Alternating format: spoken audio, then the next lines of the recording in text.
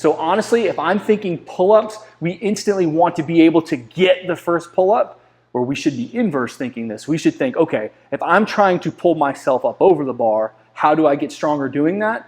Going down and holding. So what I would program for someone if they're trying to get their first pull-up, if they're really starting out and you're just trying to get your first one, it would be an isometric first. So like jump up there and hold like a 90-degree position if you don't mind, DJ. 90 degree? Yep. So I'm going to have DJ just hold this 90-degree position. And I'm going to be like, hey, I want you to hold this for as long as you can physically hold this position. He's not going to hold it as long as he possibly can because we don't have enough recording time on this fucking camera. But he's just going to hold this as long as he can. And then once he gets to the point where he's like, I can't hold it anymore, then he's going to slowly start dropping his body down. He's going to shake his arms out, get to the bottom, shake them out, reset. And he's going to go back up. And you program that no different than like a bench press. Like, okay, well, keep track of your time. Like, all right, well, today I got 30 seconds on my first hang. Tomorrow, and on my second rep, I got 28 seconds. My third rep, I got 20 seconds. Maybe in 2 weeks, you're doing it for 40 seconds. Maybe in a month later, you're doing it for a minute. But holding that isometric, you're building that lat because you can focus on it. When you're pulling your body, more than likely, when most people start working out, if you're trying to get your first pull-up, you're probably beginning. When you think pull and grab, you're going to grab and pull with your bicep and your forearm. To get someone to think about using their lats, that's why I like the isometric. I like some of the stuff we do in here because I tell guys, be creative. When you get in those weird positions and you're holding them for a while, you say hold. I think about what muscles are actually firing and try to connect to them. Like I try to think of a specific spot on my lat. Like, there it is right there. I can feel it. I can feel it stretching out like there, and I try to pull that spot. If I just try to muscle through it, kip it or whatever else. Yep, that makes sense. So connecting the muscle, connecting the mind to that contraction. After you hold an isometric, then we're maybe going to go to like eccentrics. So once you can hold that 90-degree hold, maybe we load it, maybe we put like a weight vest or something, but that would be jumping up, chin above the bar or chest to the bar like you said, and then just slow cadence, maybe like a 7 count all the way down, if you don't mind showing that, DJ. Yeah. So now we can start to involve the core musculature of what's going on because we don't want to be just opened up, flayed as well like a butterfly. We want to have tension on the front side of our body because if you're passing for a test like you told me, you can just hang at the bottom. And if you have no core function with that, like, I mean, that's a pretty uncomfortable position to be in. Yeah. You can only hang and pull a bar for so long. You kind of want to maximize it. Yeah. But the guys that can hang on it forever, it's really a superpower. It's a cheat code. It is. We have multiple guys, they hang in selection courses. They'll hang on one arm, they'll shake it out, they'll pop back up. As long as your feet don't touch the ground, you're still in the game. Yeah. I mean, I've seen guys crank out 150 pull-ups in a straight shot. Jesus. You just look at them, you're like, what a freak. Yeah. That's all they do, man. That's their superpower. So we did the isometric, now we'll go eccentric, so jump up and then slow cadence down. So get that chin above the bar or the chest of the bar, whatever you think. And then let's just go like a 7 count down. 7, 6, 5, 4, 3, 2, 1. Hold this dead hang. Feet flat on the ground, jump back up.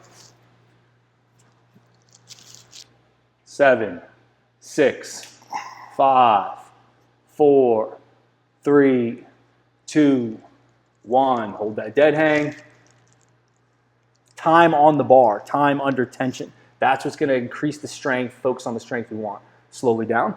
So we built on isometrics, time under tension, focus on the lats. Eccentric, I feel like when you go eccentric, it allows you to kind of feel that stretch with the lats that establish that connection that you're talking about. For sure. And then from there, then now I would start to talk about the concentric portion. So then we could do like a banded pull-up, like assist going up. Yep. Set that up. Sure.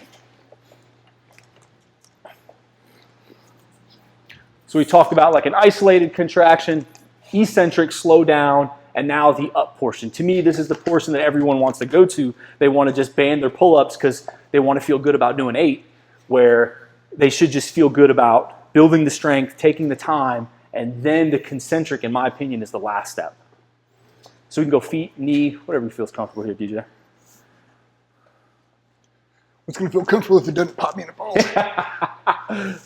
Perfect. Now we're connecting the dots no different than we previously did. We just get the concentric help, and then we still get that 7 count down, 9 count down, 5 count down, whatever you want. Nice and slow and controlled. Use the band to assist you up. Bands are great because it has that accommodated resistance. So the most help will be at the bottom, which is probably where you need the most help with the pull-up. So when you're at the top, that's more of your body weight that's holding. And then we get the accommodated resistance. Band helps us up. Let's get one more. Nice and slow. 7, 6, 5, 4, 3, 2, 1. Get out of there. So that's 3 kind of steps on how to get your first pull-up. What if you were someone that was trying to go? So like I'm sure you've experienced this with your teammates, with you. You're trying to go from 10 to 20 or 10 to 30. What would your suggestion be? For me, it was the lat endurance. Lats would burn out. But if I couldn't hang on the bar, I couldn't do anymore. So I did a lot of, I call it accessory movement, lat pull downs. We did these bands, did them in reverse. So we'd hang a 70, 80-pound kettlebell. I'd loop them around, we'd clip them into a belt. So then I'd pull. So you'd have the most resistance at the top. Exactly. Okay. It'd pull me down, really trying to slow it down. Or even if it was a lot of band tension, I couldn't even get up. I could only pull at 50%. 50% is what I'm doing. That was a cheat code for me, really building it back up. And then just reps, man. Comfortable being on the bar. You said one thing to me, and it's always stood out. When people think about passing a pull-up test, they think, oh, I can do 10 pull-ups. If you can do 10, and that's the number that you confidently can do, then under stress, you can do 5. Yeah. And I remember when you said that, like, you have to be able to do the max out amount of pull-ups when you're stressed, when you're fatigued, when you're cold, when you're sick, when you're tired. Like, that's the number that matters, because you were telling me a story one time about you were just up on the bar and the guy was like up and then down and you're just hanging there. And people are like, hey, I'm used to getting that stretch reflex. I'm used to getting the bottom and then immediately coming back up. And the second they take that away, people are like, oh, what the fuck? That's like, exactly what happened. You have to be able to do them an unlimited amount of time or whatever the time is, but on someone else's count. And I thought that was fascinating when you said that. And it wasn't even a crazy number. I think we had to do 15 pull-ups. It was like, well, I can do 35, I can do 40, we can do whatever. It's like, that's easy. 15 on someone else's count, on their own timeline, whenever they want to. If you do by 5, it's like, you're looking left and right like, this is so much harder than I anticipated. Like, thank God I can do 40 pull-ups because I would not be able to pass this otherwise. And you saw guys fail it. And the person that's doing the cadence, they know that. They do. They know that bounce at the bottom makes it easier, so they're going to take it away. Like, their job, it's a game of attrition. The game is for you not to make it through. Yeah. So, like, being prepared for that worst case scenario, like, this guy's just going to be a dick, that's fine. Yep. I'm used to this. Same thing with push-ups, anything else. Yep. Oh, I've only got to do 50 push-ups. They're on their count. Up. You're just holding in a plank position. Down. They don't call up. I didn't say up. Drop it back down. You're just holding it like, up. Oh my God. Like, it starts like that. You have to make it that much harder. Yeah. Because if not, that's what it would be on game day and you won't pass it. It's like, you have to make it harder than it is. Yep. And really on pull-ups too, finding what that comfortable spot for you is. If it's nose just barely clearing the bar, it's angled back just a little bit more like a lat pull down, and playing around with it. Like not getting that. Because they don't count that. No, or you can't do a kip. Yeah. No, it's got to be dead hang. Yeah. It's like a lot of guys will use that momentum. They'll use that kip motion back and forth. You can. Dead subtle.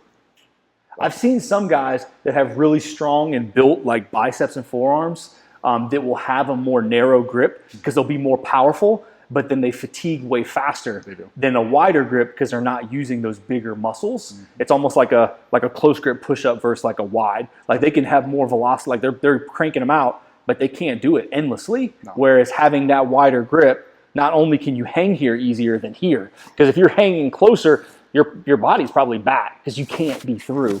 So to me, it's like finding that proper shape, like you talked about. I feel like most guys, when they start, they look at the bar, they pick a single spot on it right here, and they jump straight up, and they up in this kind of configuration, which isn't bad, but you can see where my elbows are. Pretty close in. If I aim out just a little bit wider, like if I kind of went out football goal style. Oh, there you go. Like right here, like that's a pretty good measure for me. I can jump straight up, I can grab the bar, and I'll hinge back just a little bit, and I'll think about sternum up to the bar. I don't have to smack it, But if I kind of get that angle, I feel like it puts more focus on my lats and not just my forearms, my bicep. It's interesting you say that, because if anyone grabs a lat pull-down bar, no one's going to grab it thin. No. But it's when you commit to jumping, for whatever reason, you always grab it narrow. Yeah. That is interesting. I think it's so you can see it. Right? Yeah. You just have to trust it. Like, it's good. Yeah. Jump up, we grab it, kind of get settled. Locked in. Yep. I always bend my legs. I know a lot of guys keep them straight. They'll kind of kip them. If I leave them here, they're centered up, they're neutral, they're not swaying around, but I'm accountable to them all. And I go from here to there. Yeah. Just that head out of the hula hoop.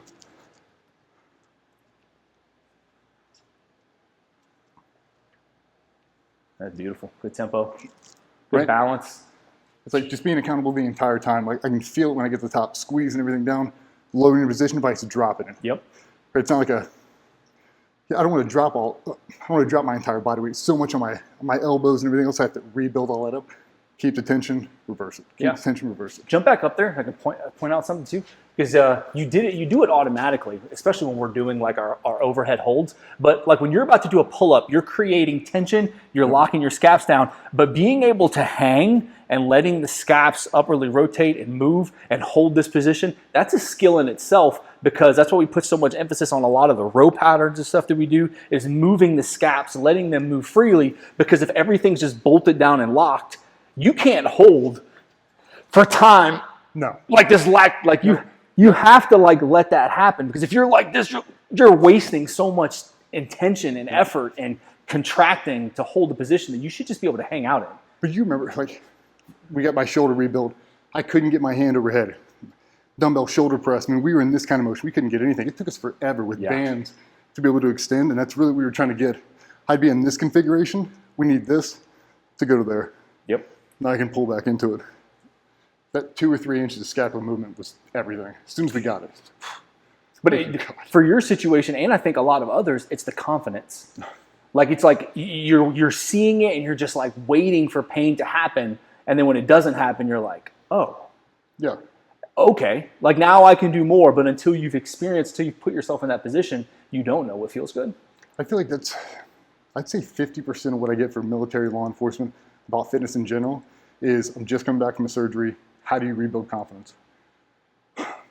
Rebuilding the foundation. Yeah. Right. Starting over. I know nobody wants to hear that. Like, that's a 135 deadlift. That's rebuilding the entire process. That's my shoulder rebuilt. We're going 45-pound bar, my friend. Like we've had to switch my grip. I used to bench super wide. I mean, crazy wide. Blew it out. Now we're narrow. It's mainly tricep. We talked about that. You go from benching almost 400 pounds to I can't unrack 225 because everything is basically a tricep. Yep. Bench press now. Now we just got to rebuild the whole foundation. Now we have so much stronger, so much more accountable for it all. And I can always go wider, but now I can go narrow where I couldn't before. I was stuck in this position. If I went in narrow, super weak. I feel like deficit's not that drastic. It takes the right mindset and having to check your ego, because just because you can't do it doesn't mean you won't be able to do it. But if you're constantly comparing yourself like, man, I just benched 405 last week, bro, well, that's not going to happen right now. That doesn't mean it won't happen in 6 months. But like if you jump to that and trying to get to that right away, like your ceiling is so short because you're just going to be right back to where you were. Yeah. So checking your ego, starting from the bottom, like you said, building up correctly, because because if you got the 405 bench, you didn't just stumble upon that. No. If you got the 40 pull-ups, you didn't stumble on that. Like you worked to that. So it's like, hey, remembering like your journey went up, you occurred some sort of issue, it dropped back down. Like you go back to where the journey started and you work your way up. You don't go back up to here and then keep climbing. Like to me, you have to check your ego with something like that. That's a common theme. Like people, they say it's like, I don't want to start over. Bro, you got 52 weeks in the year. Start over. It doesn't matter if you don't want to start over. You have to. Yeah. Like, you just have to accept it. Everybody. It doesn't care if you're playing NFL, MLB, NBA. It doesn't matter. Injury, you have to come back from it. Yep. Achilles rupture, you're building that entire thing all over again. Really, it's just a mindset piece. As soon as you understand that, everybody has to rebuild. You're like, part of the process, man. Yeah. Everybody's doing it. You're not the victim. Yeah. Yeah. When you're not the victim anymore, and you're like, oh, this is common. This is commonplace. This happens. Just and then get started.